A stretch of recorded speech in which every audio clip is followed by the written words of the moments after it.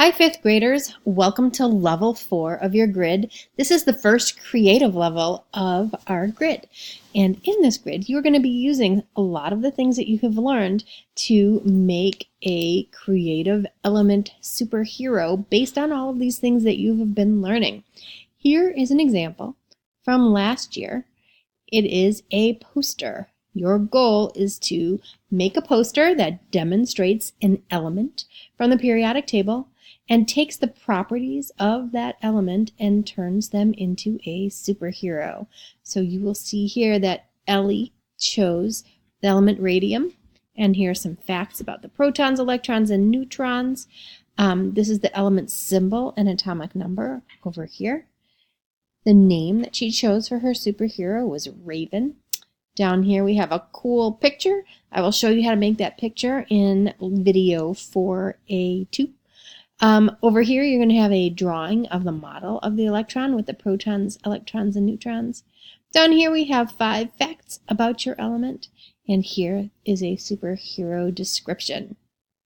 You are going to be researching all of this using several of the resources that you have on Romanet. So if we click over to your Romanet page, remember you click on the topic section and you will find our grid. Scroll down and you will see a list of the superhero template. If you click on that, you will have a blank one of these that you can put into your iPad. Put it into GoodNotes or Notability or PDF Expert, and then you will click around the periodic tables and you will find some that look really cool, and they're very interactive. You can click on them and learn a lot about the element.